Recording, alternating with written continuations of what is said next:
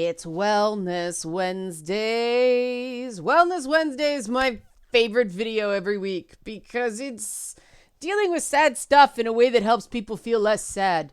And this week, we're talking about rejection. This was by request.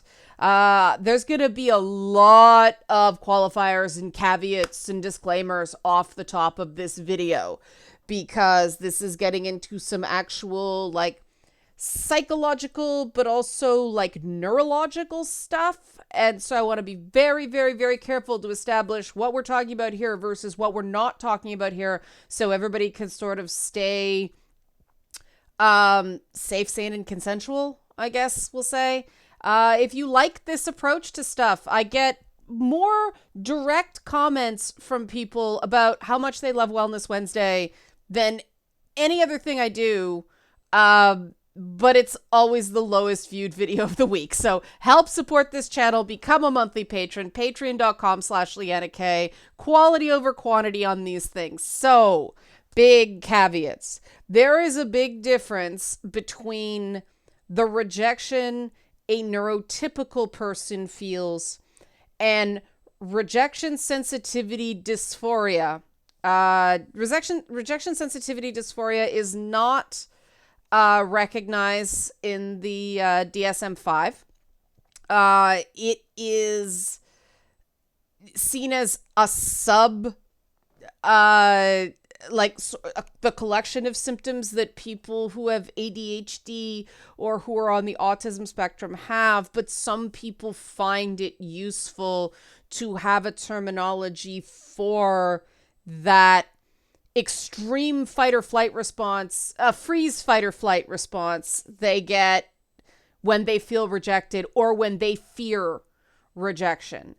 And because there is evidence that RSD is neurological and not psychological, there's no direct way to tackle it. What you do, this is the same thing with PTSD in a lot of ways. You know, the EDM rapid eye stuff is supposed to help this with PTSD. That I remember 11-ish every night. I could set my damn watch to it because I'd just start feeling bad and scared because that was the time of the traumatic trigger event. Bodies remember things. Bodies get trained at the neurological, the limbic level. And your cognitive thoughts cannot directly and immediately tackle that.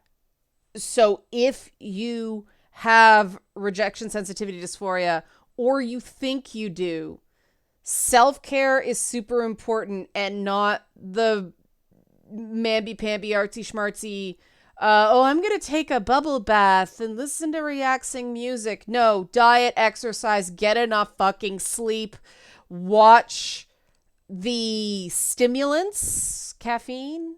I am recently trying to cut back my caffeine intake, and it's hard. Yeah, but it's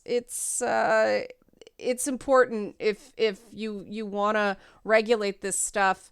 Watch the alcohol, watch the drugs, so on and so forth. All these things throw your system out of equilibrium.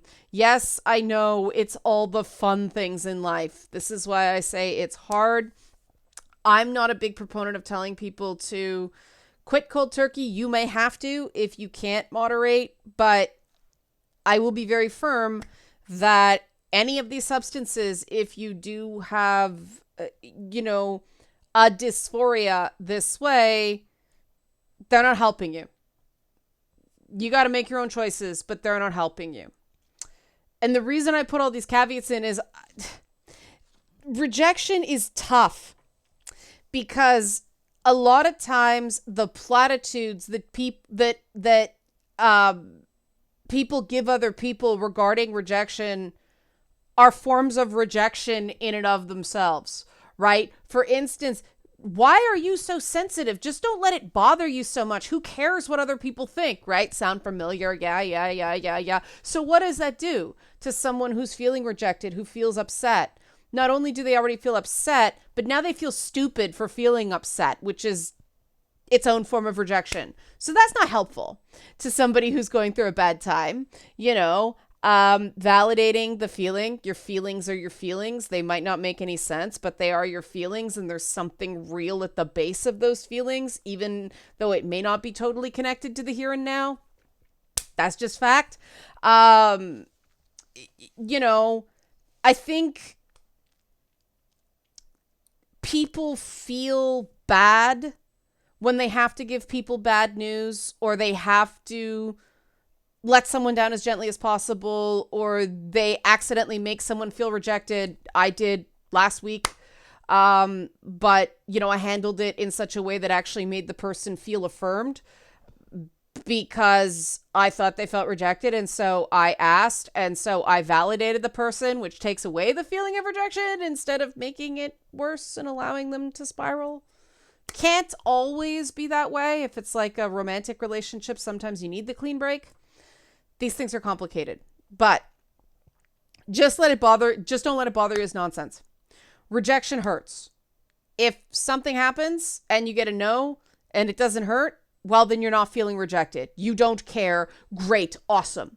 But actual rejection hits many of the same parts of the brain as physical pain. Rejection literally hurts, to the point that I actually read somewhere, I don't know if this is true or not, but some people say taking Tylenol actually helps ease feelings of rejection because it's like physical pain. I don't know about that. I'm just saying that's how close it is to physical pain, emotional rejection. You can practice getting better at feeling bad feelings. This is something I learned too late.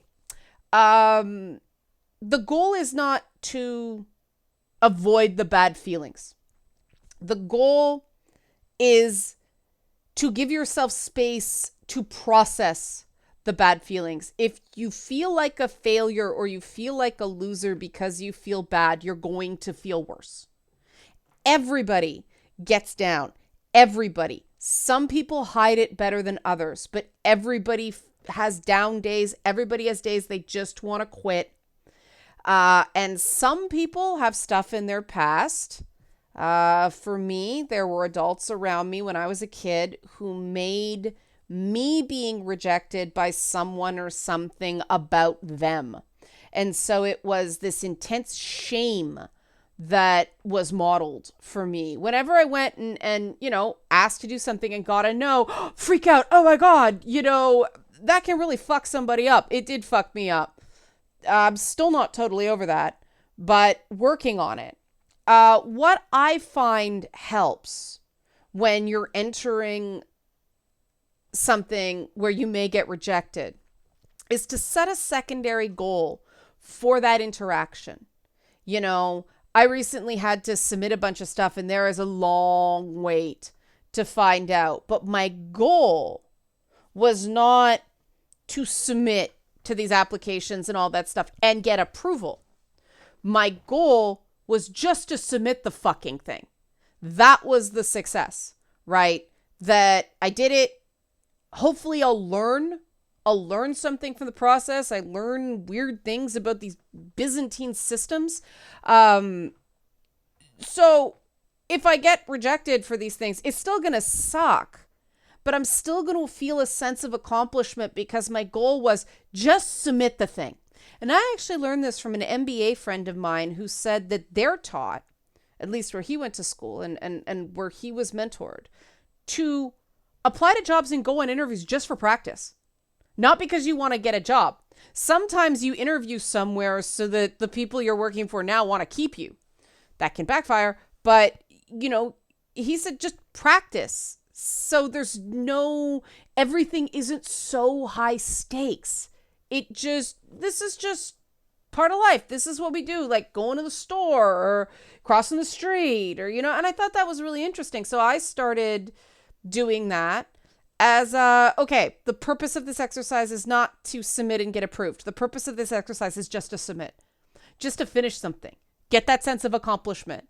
And then if, hey, stuff happens, great, gravy, extra, but not the main goal. I find that helps a lot. The other thing I find helps a lot is to not obsess over outcomes. And I find sports, believe it or not, help me with this. You learn when basketball was my sport. I wasn't as good at baseball. But I wasn't good at basketball, but I was better than I was at baseball. But not every shot goes in. But if you don't take the shot, it never goes in, right? That's the idea. Again, it's practice. Practice. The thing I felt like the biggest loser in my entire time in all of PTSD therapy was when my counselor, my therapist, told me to practice social interactions because I had been so beat up by the people around me. I had been so hazed. I had been so savaged and lied about and bullied and beaten up and physically threatened that social interactions were scary. And they told me to just practice talking to people, just talk to people, places. And I'm like, holy shit, this is a low point in my life. I have to practice talking to people. But you know what? It actually works. Because that means, again, the goal is to commit an act, not get an outcome. So the goal is to talk to somebody. Tiny little conversation, but talk to somebody instead of sitting there with your head down and, hand debit card. Instead it's like, so how about the Raptors? Or weather sucks again. Har har Canada. Just a couple of exchanges that are unnecessary at the local grocery store, the pharmacy, or something like that. It doesn't mean anything, but that's the whole point. You're retraining your brain so that these interactions aren't so scary. And this is the same with the whole, why didn't they DM you? Why didn't they text you back? Why have they ghosted you? Practice not caring. How do I do that? Okay. They don't text you back. Instead of obsessing why they didn't text you back, text another person, start another conversation. Move on. Don't circle. Don't get spun out because of this one conversation. Move on to another one. Do you see how it's not trying to control the thing that could stress you out? It's about changing your focus to something that you have more control over. And yes, that means having multiple people you talk to. And yes, that means you are going to lose friends. They're not your friends. So you lost nothing if they're constantly ghosting you, right? Again, I talk about the fact that if people are not good for you, they gotta go, being one of the hardest things I've ever had to learn, but oh, is it a good thing to learn? We're back to this buddy system that we talked about last week.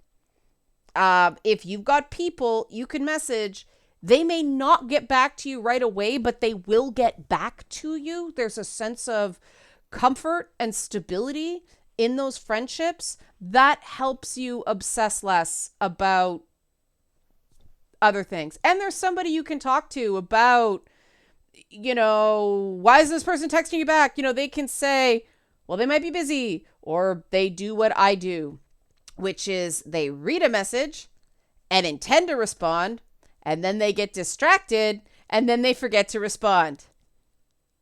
I'm terrible for that just because there's so many damn distractions and I'm getting pulled so many different ways. It isn't I really want to talk to the person. This week, hey, Facebook Messenger was down for 6 hours. That's why someone didn't respond, right? But these things, you can do a cognitive behavioral approach. In other words, you can practice. If you've got something really stressful that you're worried about rejection, and this can even be, you know, a big test or something like that, because getting a bad mark is a form of rejection, especially in subjective, you know, communications type stuff. You can plan to celebrate the action, not the result.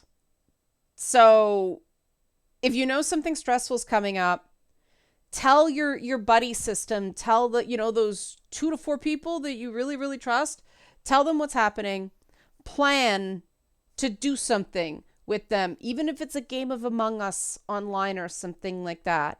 But plan for it, stick to it. Don't cancel because you're feeling shitty. Because people know you, these buddies know you might be feeling shitty. They're prepared for you to feel shitty. The whole point is for you to feel less shitty. So, okay, you might have gotten accepted. You might have gotten rejected. Guess what?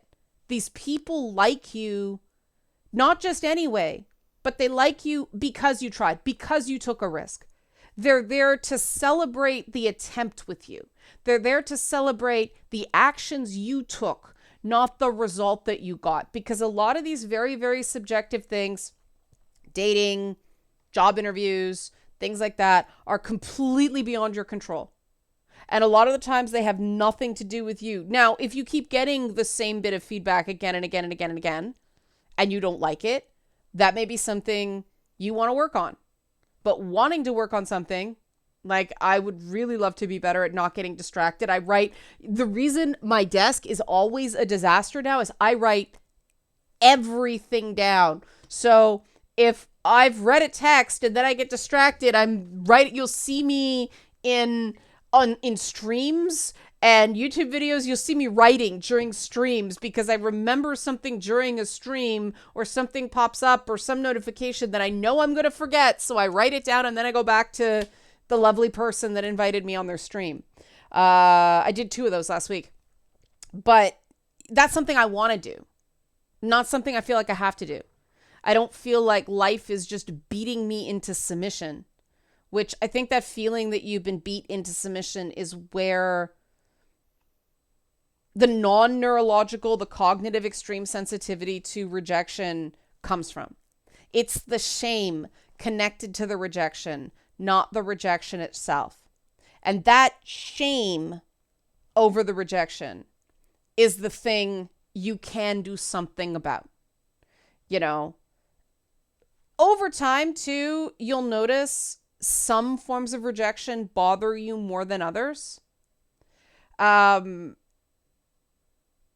For instance, I don't give a crap what some random person says to me on Twitter, or in a YouTube comment or something. But if somebody who should know me better than that actually believes them, that fucking stings, right? The difference is obvious, right? The reasons why are obvious. But some people get really bothered by the opinions of strangers because they feel like their well-being is somehow tied to being universally liked. And apparently that is, you know, the reading I've done based on somebody asking me to talk about rejection sensitivity dysphoria. That is part of it, this feeling you have to be liked by everyone. And I'm going to close with this really, really cute cartoon about rejection sensitivity, specifically with ADHD. But I see this in people on the autism spectrum too that I know and care about. But this is really super cute, and it's from adhd-alien.com. You see the socials up there, ADHD_alien on Instagram, ADHD-alien on Twitter, and so on and so forth. But it says, how I spot rejection sensitivity. Sometimes the smallest change in tone can make me catastrophize and worry for days what I did wrong. Change in tone of someone's voice, I guess. If confronted or hurt, I have a hard time forming words and my heart beats so loud that it feels like I'm about to pass out. It's easy for me to forget who I am when criticized and hyper-focus on my negatives. It feels as if this moment of hurt is my new forever. I'm so afraid of disappointing that I constantly expect myself to work at unrealistic hyper-focus levels. Bracket, if I just don't give up, right? Others tell me I take everything too personal. They have a hard time understanding why I can get emotional and angry all of a sudden. Ding, ding, ding. That's a sign to me that the people around this person are part of the problem, but my bias again. I get incredibly upset when people don't take me seriously, so I make fun of myself to protect me. That's an interesting observation that I am going to keep an eye on other people on now. My emotions can get so unbearably strong and unstoppable that I'm afraid of experiencing them at all. That's a really good observation. If you're afraid to feel your feelings, the feelings get overwhelming, right? And so it's overwhelming, and now I'm scared, so it's even more overwhelming. It's a vicious and debilitating cycle. I am afraid of myself when I get hurt. Sometimes I wonder who I really am, me or that monster I can be. People's inner monster is going to be something that I'm going to have to talk about at another on another Wellness Wednesday. Inner monster. See, I wrote it down so I remember, because otherwise I'll forget by the end of this damn video. I avoid going outside and socializing because constantly hiding my faults is nerve-wracking. Oh, yeah. I have involuntarily gotten good at finding out and saying what people want to hear and bad at defending my own opinions. That's interesting that they make that connection. Very, very wise. After years of ridicule, I've buried my emotions so deep that I sometimes forget that I'm supposed to feel anything at all. Do you see the cycle? Getting ridiculed feels bad and overwhelming. Overwhelming makes a person feel afraid of their emotions. The fear of their emotions makes them self-invalidate and fear themselves and beat themselves up. And avoidant negative stimulus, overwhelm, avoidant negative stimulus, overwhelm, cycle, right? And then it's hard for me to reach out for help and for others to really get to know me. Intimate connections can hurt the most, and I'm afraid of ruining them. So people end up not getting the potentially supportive emotional connection because they believe it's inevitable or likely that they're going to ruin them. I thought that was a nice little thing to share. Maybe the person will see it and get a sense of that they did something good, about rejection. I thought that was a really interesting perspective. Again, not everybody's sensitivities, not everyone's triggers are the same. This does not invalidate your experience. It validates your experience because everyone is different. Too often people get labeled and dismissed based on that label. And that's why you need that buddy system of people who will ask, are you okay? And, are you okay risks rejection. I mean, story from last week, I thought I'd inadvertently upset somebody. And I asked, did something happen? You left really quickly. I could have gotten blasted in the face, right? Like that could have been rejection. But it wasn't. It actually turned out to be a really positive experience because the person really appreciated that I asked them if they were okay, that I noticed that they were uncomfortable because people don't normally notice. So it ended up being really, really positive and a cool bonding thing. But that never would have happened if I hadn't risked getting blasted in the face and told I was horrible and mean and no good and inconsiderate and la la la la la. And that's one of the things you can do as well, that you can prepare for getting blasted like that. I have to a lot. I work in game dev. But,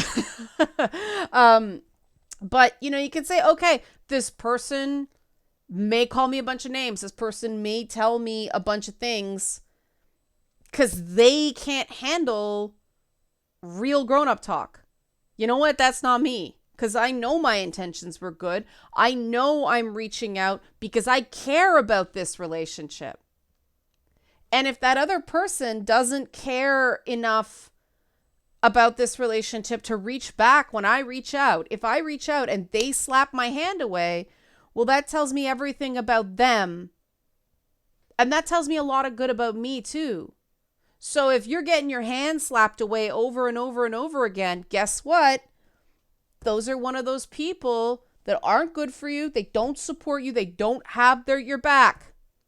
Next, and the problem with being someone who's sensitive to rejection is you're terrified of rejecting anybody else because you have so much empathy and you don't want